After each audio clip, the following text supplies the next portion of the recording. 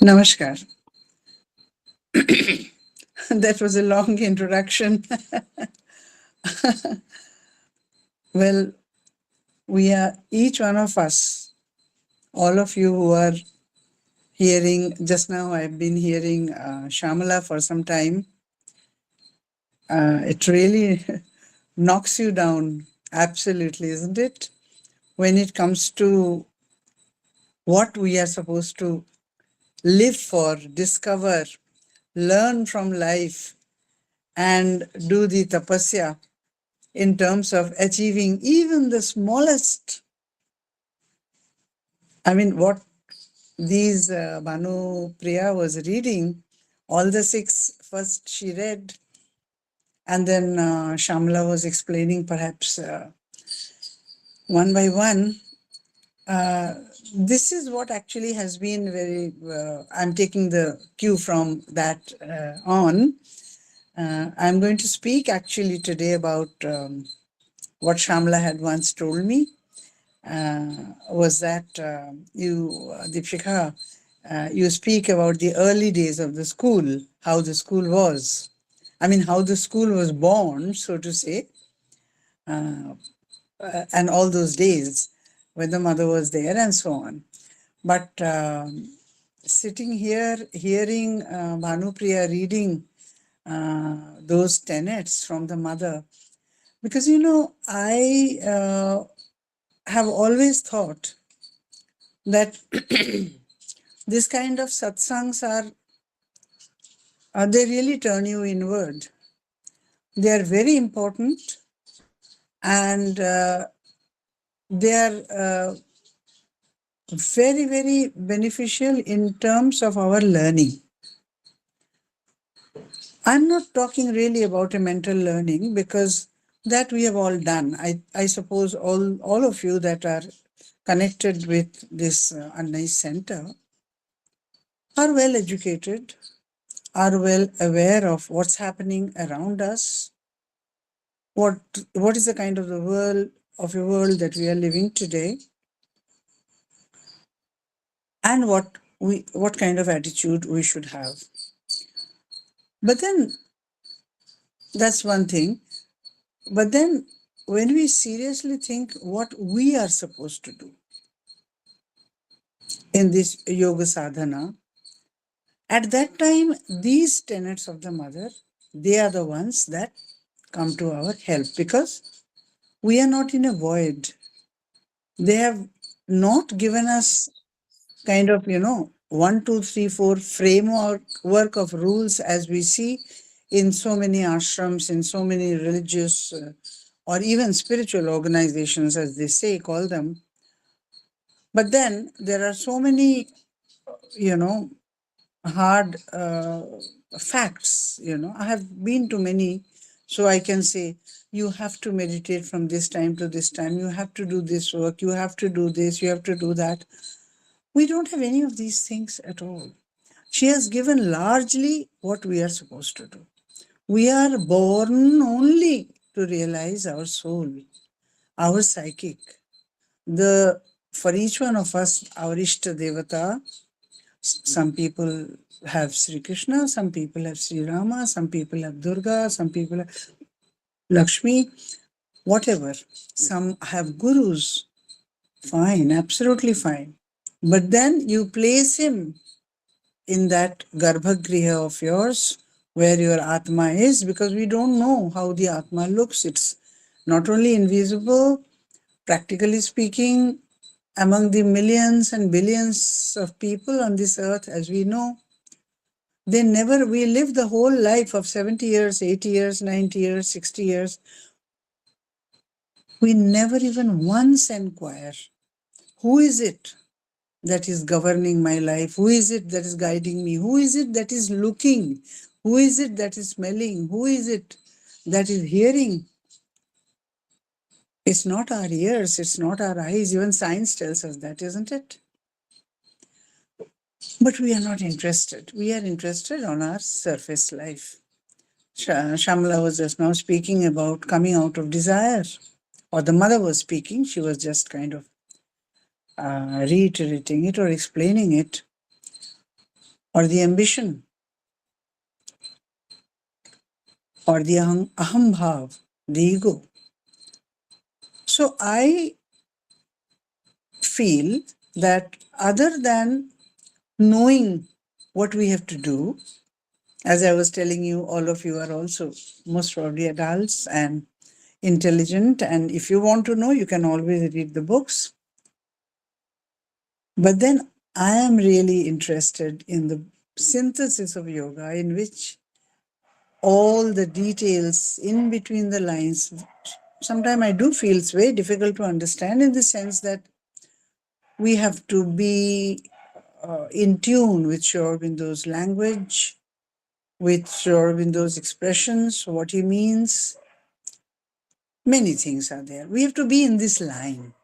We can't just hold the book and expect that we can understand. We have to be in this line of wanting to know actually who we are and how to tread that path which will give us the experience from knowledge or from knowing. Just it will give us the experience of slowly being able to go inch by inch towards our psychic, towards our Atma.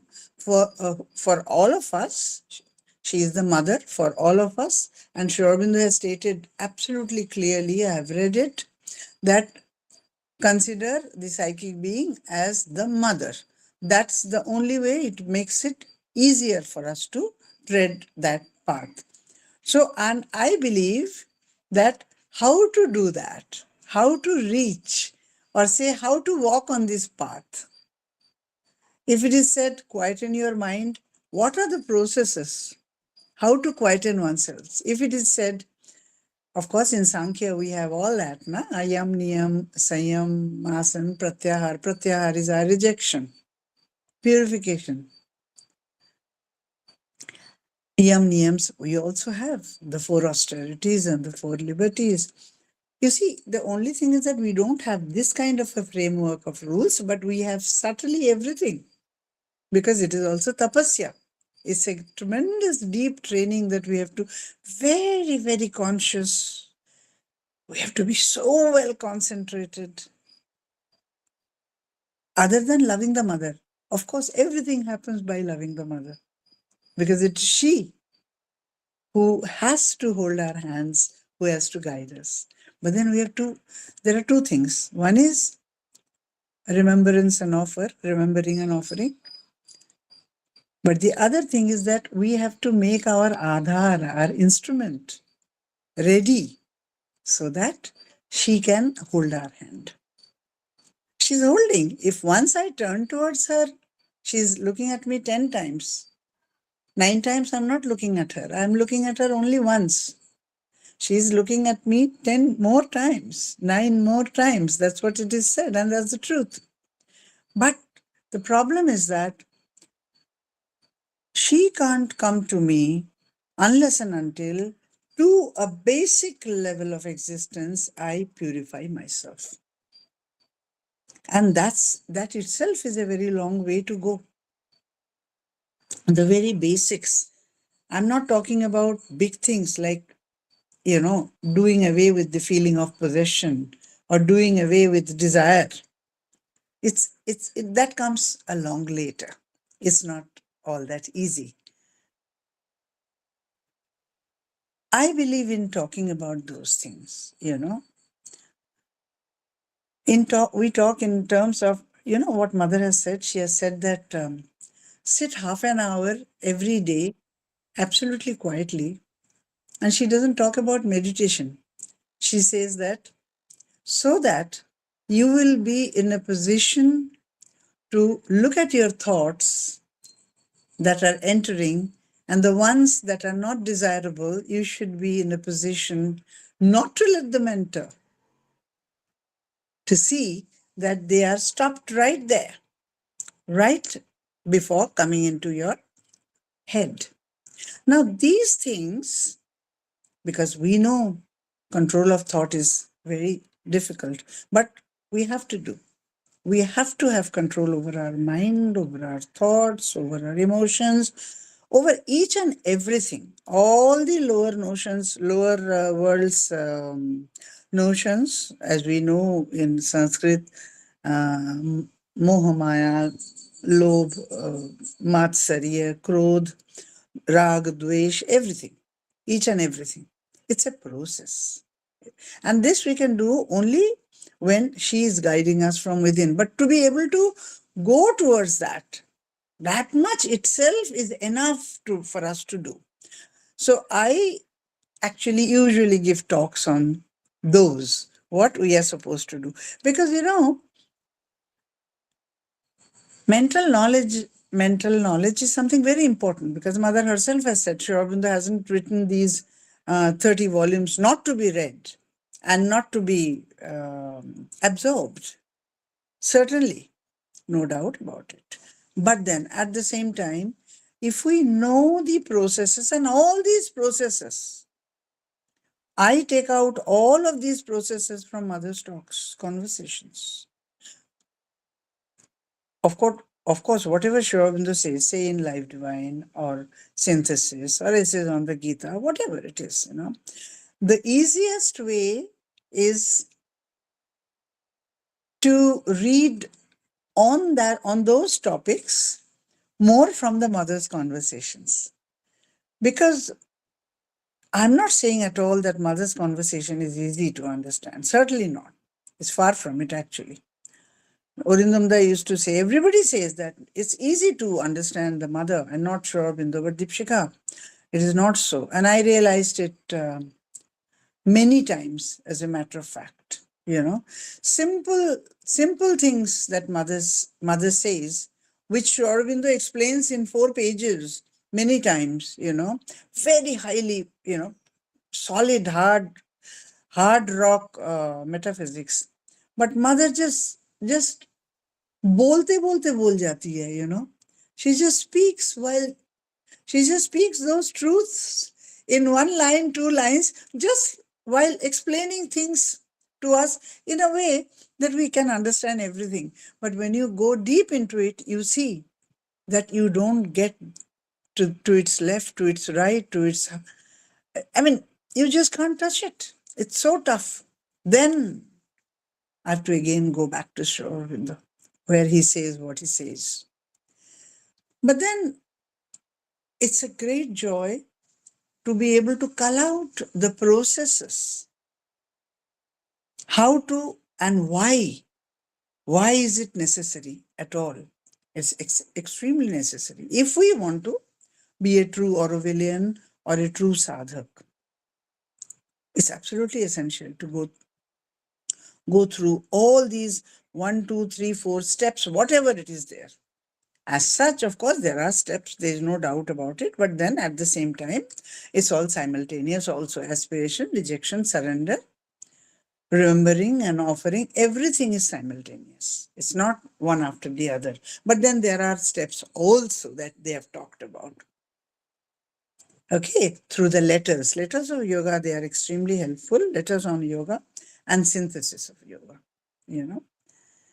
Well, it was very, very wonderful actually to get in when Shamala was speaking and, kind of hearing Mother's words. At least I get, I'm sure you all also, I think everybody, we get really transported so deep that it becomes then difficult to talk much. But then I have come here to talk today. So I can't go into a meditative format, isn't it? But today I'm going to tell you, it's going to be more like a story. I hope I have some time. It may not take also much time, but it's about our school in Auroville, which was started certainly by the mother, everything she did, right? So it was started on the 15th of December in 1971. I had not yet joined the Auroville school at that time, but this is what it is. And my husband Anand was there. He was one of the first teachers who was sent by the mother to Auroville. And when the school was, it was decided the school is going to be uh, there, and work started. I mean, we have to build it, na? I mean, so it was an interesting conversation that he had with the mother, and mother was holding his hand um, for quite a long time, and then he was the first ashram student who was told to go and be there in the uh, school, Auroville school, our school at Aspiration. And just a uh, note of light joke that he told me that the smell of the mother's body was so beautiful, and it was sticking to my hands. As long as I could smell it, I didn't take my bath. And it was more than a day, you know. And from there, he walked all the way to Aspiration. He was in a frenzy, absolute frenzy, Anyway, he told me that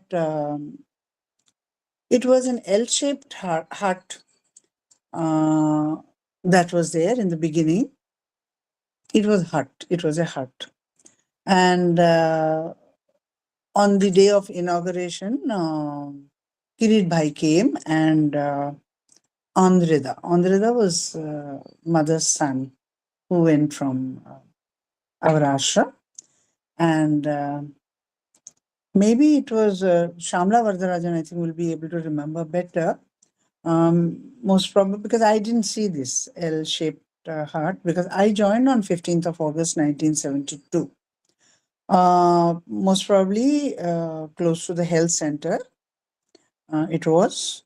And at that time, mother had given that message of three languages, international language being English, national language being Sanskrit, and local language being Tamil to be taught. And I was told to teach in the school a couple of months before actually 15th of August, but I took a little time on me, at least 2 months or so. And then I told her that I'm going to join on 15th of August, it being Sri Aurobindo's birthday. We had a few teachers at that time chosen by the mother. The ones chosen by the mother was, as I told you, Anand. Mother told me to go and teach there, and Shraddhavan and Shantiben. Shantiben used to take sciences, and Shraddhavan and Rod was also there. He used to they used to teach English basically. I used to teach Sanskrit.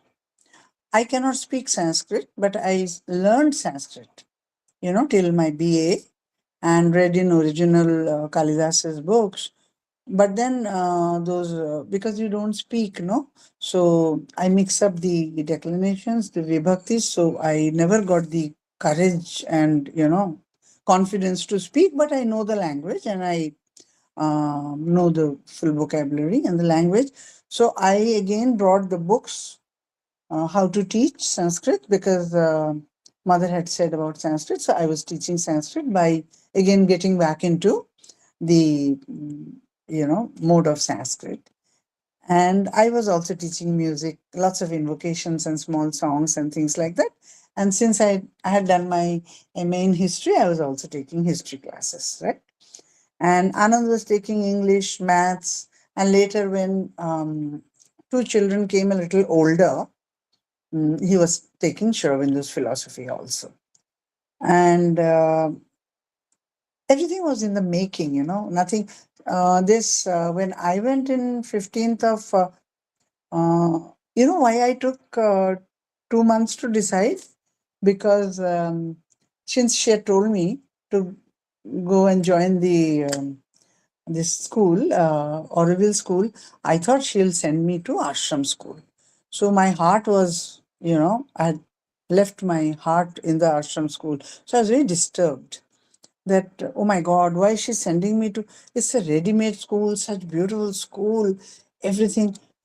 Okay, let me go and see. So I went to see the school. First I was I was very young. We were all in our 20s, and on this side of 20s, not the later part of 20s. Um, so when one is young, you question everything. You even question the mother. Why are you sending me here? Kind of a thing. So very raw, actually. So there I saw Rod was sitting in a class, and there were 7, 8 students. They were all doing what they wanted to do. There was the dog of Frederick's house, big Alsatian dog. Renu was also there, and Rod was not teaching anything. He was looking at the sky, and I was so shocked. I said, "Oh my God! In this setup, I have to teach. I better think." So it took me 2 months to think. To answer to the mother whether I'll go or not, kind of. Um, then I went and asked Rod. I said, "You are the teacher, right?" He said, looked at me. He said, I'm supposed to be." Then I said, "Are you teaching? What kind of a classroom is this?" Then he looks at everybody and then he says, what did he say actually? I don't exactly remember. But it is eternal joy. Something like that, he said. So abstract as that.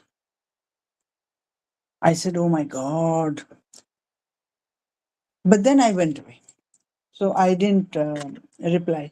Then after 2 months, about after 2 months, I had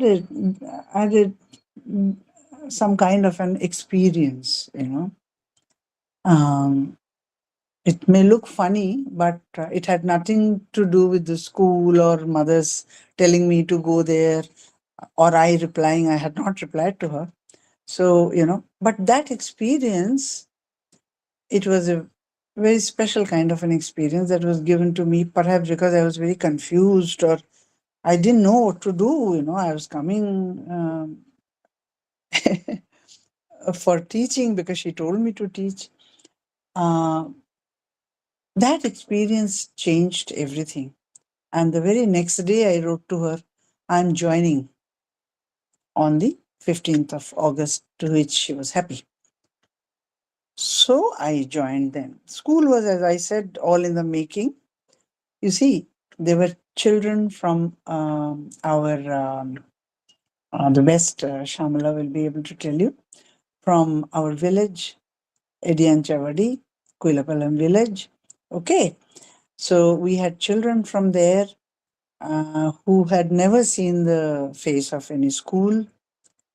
And then the bus had come, the caravan had come. We had children from France, we had children from England, we had children from Germany, we had children from Europe, we had a few from America, and different languages, different religions, different way of living, different bringing ups, different cultures. It was an amalgamation. Well, it was something, I should say. Absolutely something that you have never experienced anywhere, you know. And we put them into groups. And when I went there, the last school was being made. It was not complete. So that L-shaped hut where the inauguration was done, that also I didn't see. What I saw was that in aspiration, um, near Ally Lanes, later it became the kindergarten, a round hut was done and it was divided into 4 parts. And we were sitting with some children and teaching them whatever it is. And you could very well, because that partition was so thin that you could very well hear the other teacher teaching and the children responding. So it was very interesting. So that's how in the beginning, we were absolute. Then later, a little later, I should think, this mm, Sanskrit school got ready. So it was an oval kind of a building with small rooms on sides. In the middle, there was the garden with sky openings. Uh, Very beautiful it was. It had a big gate, swerving kind of a gate, revolving gate, and it was very nice. We felt, oh, we are getting into the school. So when we went there, things became a little easier. We could group the children into uh, we could divide the children into smaller groups, because you see, there were no books also with us. I used to come to the ashram school and the ashram library, take the books that I needed. Others also went wherever. I also took books to teach French from the ashram school, my history books from the library and the ashram school. At that time, even the health center was not fully made. I still remember, of course, everything was being made at that time. I'm talking about 71, 72 now. And the huts had been made. We were living in there. I mean, I started living a little later when, there came some children from outside, two from Bengal and Pashi Kapoor's two children, Anu and Vinny, and Jaideep was one, another one, I'm forgetting the name. So when they came, then we needed a hostel. So then mother told me to take care of them, uh, like hostel children, and I was given a 3-room hutment, and four children, my 4 children, and we were staying there. And but she told me not to become an Orwellian. She said, you remain an ashramite, but you teach there. So it was interesting, very interesting. I used to go back home till the time I did not get this guardianship. Then I started staying over there. So at that time only I was told not to become an Orwellian, even though I was staying there.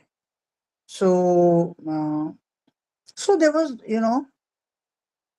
uh, what are the things I'm remembering? I'm trying to. Uh, So I told you, children came from all over. Language was different. And it was so interesting to see. It was so interesting to see that the children very quickly got mingled with each other. Now, the German girl, Dorothy, did not know Ramakrishna's language, right? But they were talking, they were managing. It takes us longer to learn French, to learn Tamil, to learn this, to learn that. Children somehow, they mixed within themselves and they learned very quickly, you know. And Anand and Shantiben, they were, Anand was made at that time, he was a registrar, it was said. There's no registrar, some kind of a head, caretaker. So he was the head of the school. He was the head of the sports, especially. And he also used to write many letters to the mother about the school. And Shanti Ben was the oldest amongst all of us. And there was another teacher called Shotodol. He was Bengali. And who are the others we had, if I remember? There used to be an American gentleman called Mitch. He was a wonderful singer. I used to teach them all our songs, our songs and invocations and chantings, which the children even now remember. And even now they say, you remember, Akka? Anyway, and Mitch used to teach us wonderful American folk songs. My God, they were so beautiful. We all used to sing in the evening. We used to go walking when the sun would be down. It used to be just, Actually, it was a lot of fun because, there was no system as such. Everything was getting organized, getting ready. There was a kind of, I mean, there was no syllabus, no textbooks, as I told you. But we did everything. I still remember in history, we did a drama from Egypt, and whatever books I brought from the library, and many books they gave also for our library, building our school library. Finally, we had built quite a nice school library, actually. And there was a French young man who was. He said that he was making dresses for the theaters in France. And when we were doing our drama here, then I showed him the pictures from the books, those old big books. And he made those caps, he made those flowing dresses in the Egyptian times, and we did the dramas and recitations. We did a lot of things actually, but I can't say the nature study. Richard Da used to come um, from ashram, and he used to be with us, and we used to walk around. And then in Pichandikulam, we had that wonderful gentleman, Joss. We used to go there for harvesting and knowledge about flowers and how the bees, the whole thing, pollination, everything. And because Auroville had not yet been built, no. So the main road where when you come to Auroville, the road that takes you, by bus or scooter or whatever vehicles, cars, on two sides, when you go from here, from the East Coast Road, when you enter Aspiration, you don't go into Aspiration now much. At that time, Aspiration was the only community, isn't it? So that was everything. And four comers, of course, four comers, they were there. Some of them were there. Reddy's family were there, others were also there, but it's a very small community. The biggest community was that of Aspiration, where I was, where we all were, as a matter of fact. And nothing else was built, And then in Matrimandi was being built, right? We used to go for building Matrimandi, right? People used to come also from ashram. In the night, we used to be there for concreting and other works. So we used to go early in the morning from the school side. We teachers, we used to take some students also, and we used to work in the Matrimandir and come back and take our bath quickly for a breakfast and go to school. So Matrimandir had a small community also over there. And Aspiration was the biggest community, and four comers, yeah, that was even before Aspiration actually. And there was nothing much built at all. It was a beginning in Auroville. Pichandikulam, our Joss was there. He was doing a lot of, that's the green belt or whatever it is, it became. And so we started planting those trees, the main road that I'm talking to you, where you see lots of eateries now, lots of eateries and lots of shops of clothes, textiles, and all, many things, hanging and all that. Nothing was there, At that time, when anybody used to come from ashram to Auroville, we had to carry our water and whatever food. There was nothing available anywhere. And water problem we had a lot actually. That I'll talk to you later about. Now I'm talking about schools, right? So, so those trees were planted by us. They have become, in these last 50 years, so big and large. But in Thane storm, we lost many of the trees, Very pretty old those trees are, And, as we were the first settlers, every day at least there is to be 3 or 4 snakes popping out from here and there and everywhere, and we had to deal with it. So we used to somehow deal. Of course, we wrote also to the mother. Many things we used to write to the mother also. Their mother said that don't kill the snakes, make a snake pit, and put the snakes over there.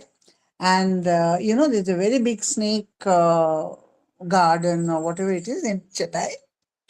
And then they used to come and take the deadly ones, poisonous ones. Then we had a gentleman, French gentleman called Jean. Jean is actually John in English. So Jean had learned how to catch snakes and how to protect oneself from being stung or from being hurt by snakes. So he took a 2-day workshop with us with snakes, and he taught us which are poisonous snakes, which are non-poisonous snakes, which are the local snakes. Even those we didn't know, Nikatam palm. There were so with names, he said.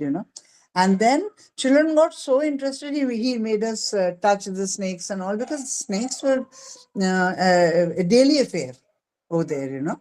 And it was very interesting. Children learned, and children said, I want to domesticate this snake. So I need a small cage in which I want to keep the snakes. All those kind of things, happened because then so much fun, whenever in cloudy days, uh, children will say, we don't want to study today.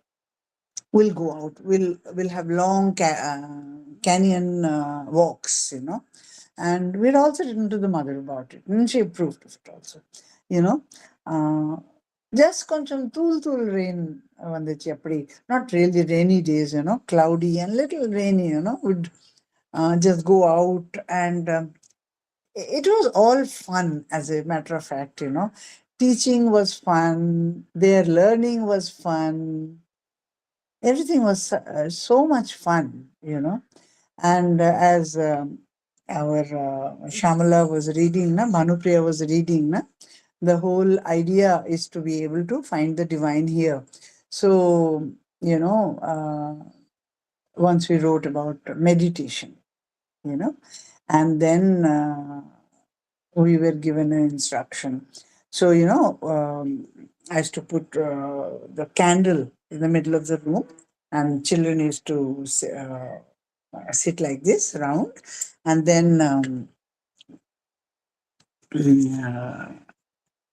so what is meditation?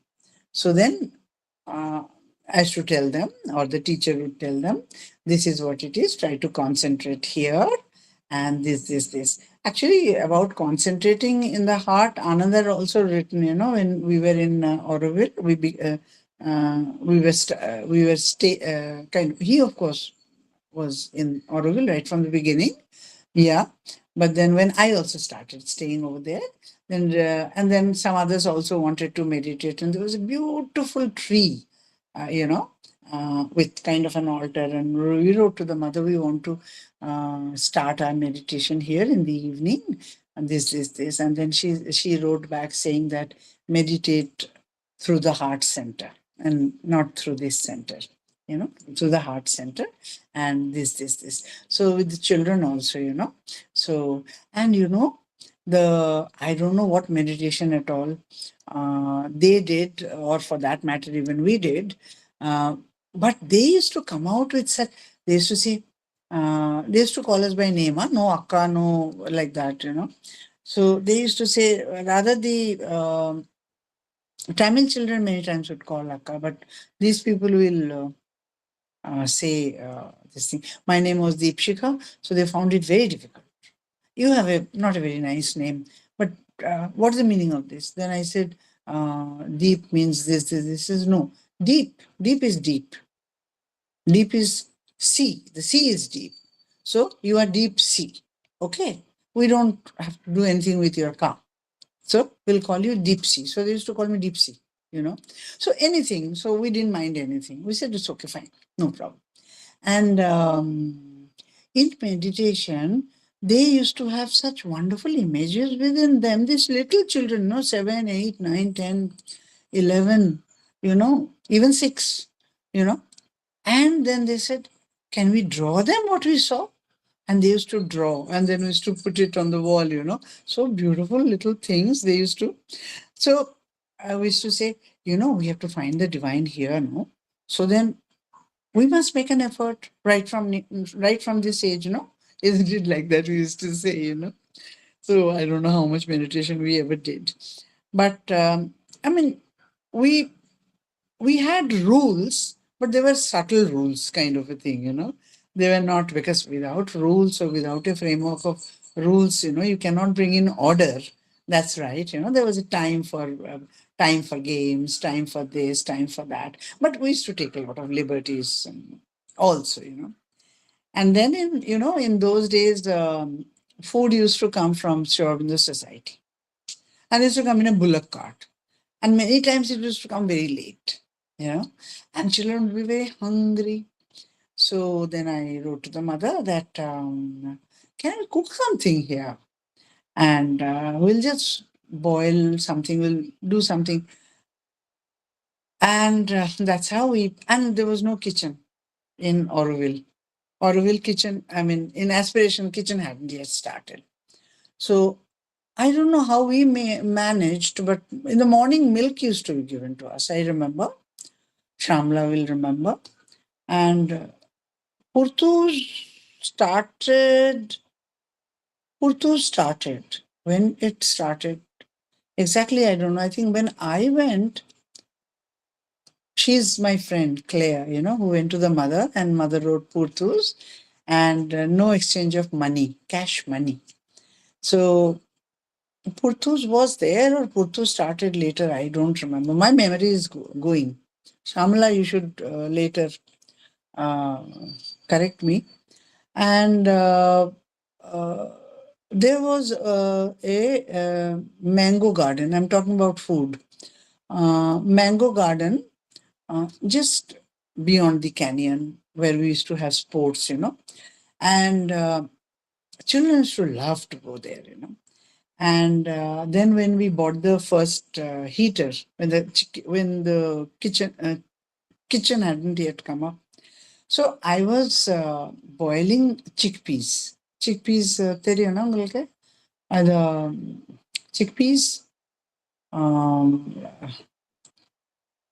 kabuli chana, the white kabuli chana and black kabuli chana. Lot of protein, it gives a lot of strength. So at night we would kind of put it in water and soak it in water rather, and then we'll do. And nothing else, just with salt, nothing else. Then I started making mango jams, with jaggery, mango, and all that, and got some nice vessel in which children and they would love it. And we used to get bread and mango jam when food came very late. Later on, the Mercedes vans, we were given 2 Mercedes vans. Anand himself went with Gerard to London because somebody had given for donated for Auroville a Bedford van. So they went in 1974. I'm talking about. This is later, and they drove the van back to Auroville. It took them 3 months, I think. Yeah, it took them 3 months. 1 month in Europe, 1 month in Middle East, and 1 month in India. It was interesting. So and then after some time the kitchen started. Okay, when the kitchen started, then it was very interesting. And it's a different story. Later on, I'll tell you how a mother had put me in the kitchen, ashram kitchen, children's kitchen, and how I learned cooking. So I started helping them along with the foreigners. Most of them were foreigners. So the first thing they wanted to do is salad, you know. Then I said, no, but we'll have to have rice and this and that, no? So yeah, then we started having these things, and the children would eat. Oh my God, time is okay. I'll tell about this later. Let me tell you about. I've made some notes. What are the other things? Um, We used to go out, night out on the beach and sleep there in the night and come back in the morning. Then the long canyon walks. And sometimes, we used to walk with the children in the night on the Purnima night, moonlit night. And we'd walk all the way to Gerard's Auro orchard. And once we also ventured beyond the Auro orchard, beyond the road, where we had a settlement. We had a, what is that called? Where cow shed, the dairy and cows were kept, In the night, we went walking, absolutely this night. And then they said, we have had experience of moonlit night. Why don't we go on black nights, Amavasya nights? We should go also. And that also we had an experience, very beautiful. I mean, I might have said no in one of the articles. Murugapan Garu was saying heaven was with us because mother was also there. No, really, we used to feel so good. And let me tell you a little bit about the games now. It's going to be one, so I think our this thing later on. Uh, if you ever call me to speak to you, I'd rather like to speak about how to do what she wanted us to do, how to control thoughts, what are the processes, everything, I like to have those kinds of discussions. But then, Annai and me, if you say, then yeah, I can say about those days when I came to ashram, how I learned things and all uh, from the mother, of course, mainly, but also from those who were close to the mother, and also from all of us around. We were all having connection with the mother. So we are also learning from each other. Oh, she has said that to you. Oh, oh my, this is what she has said that. I was thinking the other way the other day. Oh, then we learn, I mean, that's another way of learning and be here when she was there, because this connection was still there. That another day. Let me conclude by saying a little bit about the games. Anand was taking care of games, and because he was a student of ashram, so he knew about ashram games. Games was done by Pranabda, but asking everything, to the mother, and she knew about each and everything. And how much physical education has got its importance in our yoga sadhana. So she was very deeply interested in physical education, each and everything, That's a big discussion later. But here, so Anand knew about our this thing. So he also put the children in divided them in different groups. There was a dress code that was done. And he started with March Past with everybody, and they all loved it absolutely. And in March Past, somehow the Westerners were better, in rhythm or whatever it is, they were better than our children, But our children was better in sports than them. Some of our children from this, our Edian Chavadi village, they became state players, as good as that, And children loved their games, and we used to have basketball field. We had the basketball field. No, that's the first thing. And our coach was Frederick. He used to come and teach basketball to all of us.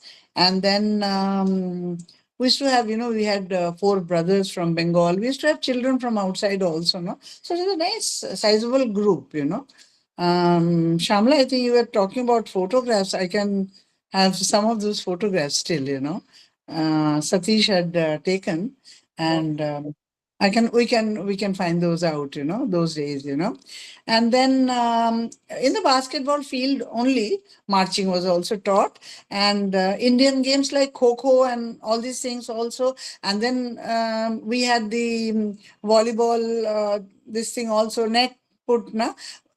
Along with volleyball, all these things they used to enjoy. So we all used to enjoy, no? And the rings also used to play on that very same net. And then later on, a little beyond the canyon, we had made the football ground. It was all planed and all made Samama Panite. Football ground was done very nicely. And then somebody had given donation for a sports goods store, and that storeroom was made in which all our, we started getting balls and bats, and we used to also play cricket on Sundays. Anand used to call the ashram players ashramites, and this Aurovillians, even adults, and ashram people, they used to have matches, kind of competitions, and we informed mother about each and everything. Absolutely. Anand has got, now we have surrendered those letters with mother's comments and answers to archives of Auroville. All other letters of Anand are with ashram archives. There were many, many, many. In fact, we have so many at home even now, which we'll have to give. We must surrender, no? But the Auroville letters are also there. She was very fond of the Gurukul system, from the letters we understand. So, and then there used to be a idli vada breakfast, that used to be brought by those people only, by the ashram people only, from the ashram only. We would not get idli vada all of a sudden in aspiration. And there used to be, but in spite of all these things, mother wrote to Anand that it's okay, you are doing like this, it's okay. But in Auroville, you have to go beyond, and you have to think of new ways of physical education. She was always, my God, what a forerunner she was. She was always, one day we were all teaching and all that, we get a news. We used to get, our Vardarajan used to go to the mother more often when a particular group used to go, they used to talk about Auroville, administration, or how to do this or how to do that. I'm talking only about the school. But then whatever mother used to speak to anybody used to come on the board. That used to be in the cafeteria. And we used to go in the morning to see what mother has said today or yesterday. It is in one of those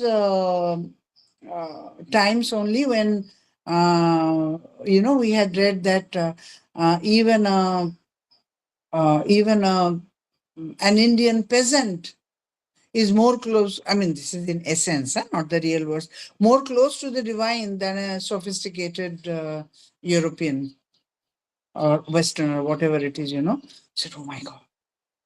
She was very, sometimes she used to be so firm, no?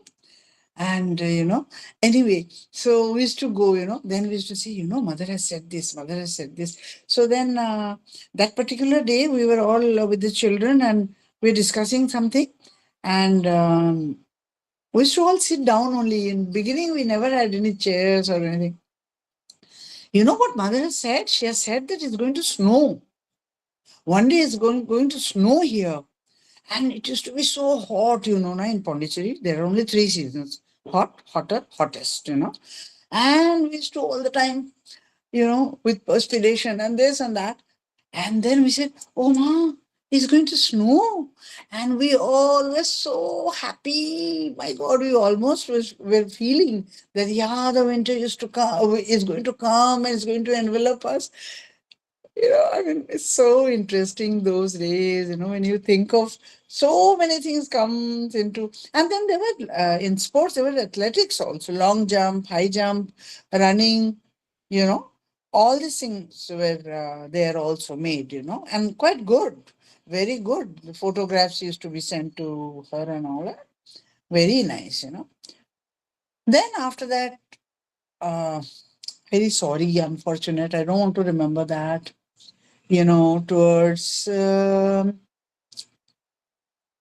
76, 77, unfortunately, anti-Auroville forces. That I understood much later, I was young. I was also equally young in my 20s. I'm talking to you about 1971 to 76, 77, These anti-forces, because of them, the many things got dismantled. One of the most most cherished and the most important institution which should not have been dismantled was the school. And the children suffered a lot. A lot of things happened. I don't want to think about that. Maybe in evolution of Oroville, all these things are very important. And, if we are not able to accept the divine, at least sincerely from our heart, maybe such forces, uh, they play, they get a, free hand, to do things their way. And that was one time when we have gone through that. And that was a very sad time, uh, uh, when the school got dismantled. And then after that, it took a good amount of time again to rebuild everything. But the beginning years were like this. They were nothing but delight, not even joy. The children used to love to come. We used to love to go when, until night, we used to be with the children only. Till night, we used to be with the children because we were living there, no? So everything they did and we did together. And so many experiments in food, sometimes, oh, sappaga, sometimes, and some of the Indian children, they would say, why can't you don't know how to make tokku or pachadi, you don't know how to make pickle, at least a little bit, Then I remember my mother-in-law sent pickle from Hyderabad, and this and that, So we had a wonderful time. We learned,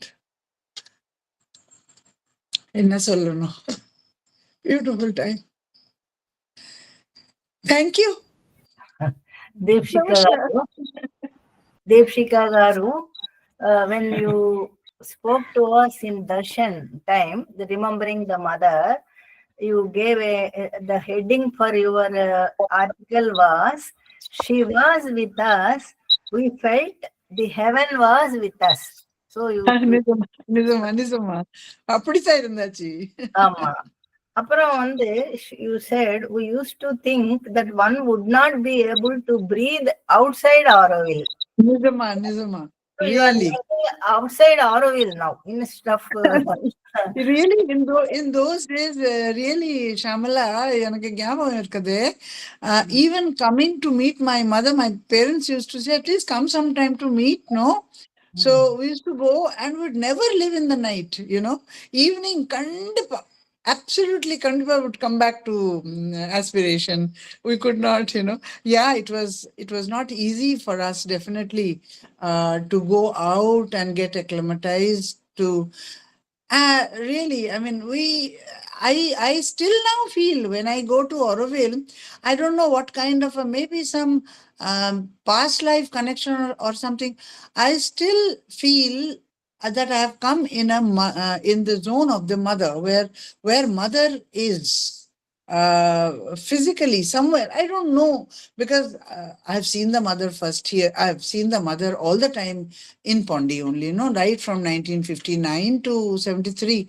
If I was here, I mean, I have seen her here only, but still going to Oroville, even now, the breeze there, it instantly connects me with the mother, instantly. I just feel that she's somewhere embracing Oroville. It was her dream. And what's the meaning of dream? One never leaves the dream, no? And if I was very close to Maggie, and Maggie, I mean, later on, when mother passed away, we started getting into some, because it's only we, the humans, no? Very imperfect humans. So, yeah, we, went into arguments. We had differences of opinions. After all, it is making of a city for the future, of the future, actually. So the Charter of Oroville is so powerful, so powerful. If we really, we can really meditate upon it. So, so Maggie used to say that, look, Deepshika, everything will happen here, because it is a cauldron of the whole of the world, universal forces. Everything has to get solved here. Everything will happen over here. So don't be surprised, because mother told me, Maggie said that it will take a minimum of 300 years for Auroville to even get the very basic stability. Anamata. That's what, And Maggie used to go to the mother, you perhaps know, every day. And Shamala, what you are saying, it is later that I realized, because I was also very young, a very, very immature brain, very much being guided by all the other forces. Shamala has been right from the beginning very, very poised. Shamala and Varadarajan both, because I think they had their very big work for Auroville and Auroville villagers and Auroville as such, I was not like them, I was more like, a lot of exuberance and a lot of enthusiasm and a lot of, yeah, let's do this, let's do that. And I could never imagine that, we will get into those kind of periods where we'll have to really sit down, sit back and say, is it what mother would have liked if she would have been here now in the physical? But then Maggie helped me quite a lot. And then when I started becoming a little more mature, then I started understanding that in evolution, and if it is mother's dream, we have to go through, and it's completely different cultures. Western culture and our Eastern culture, and especially our Indian, there's a lot of difference. There's no doubt about it. Absolutely. In fact, Auroville is even today, we are going through those pulverizations, no doubt about it. And I bow my head to Shraddhavan, who lived through, and she told me, what a great fight, that how one has to be really a fighter. One has to be a hero warrior, as mother has said, na? Make of us a hero warrior. Indeed, to live in a place like Auroville. And Shamala Vardharajan, they have been one, no doubt about it. So it's a big story, but then she's so much there, hand holding even now every day. And what you see in Auroville now is something so beautiful, so much advancement, so much vikas, so much progress, so much this. Yeah, but then all this is there, fine, on the surface, on the outer. But then, as she was reading the 6-point formula, we have actually to find her within us. That's where we have to go much, much, much advanced, much forward. Maybe we've just begun the journey, just begun. But yeah, she's hand-holding us. We'll be able to achieve it, definitely. Okay, Shamala, I Yes. think we must, people will A say, song, oh my God, they speak so much. Deepshika, you conclude with your song, one song on mother. Oh, అమ్మో ఇప్పుడు అయ్యో. Okay, next time. If you not now, next time. Next time, okay. Okay. If you want me to talk next time, I'll surely start with an invocation. Okay. Okay then.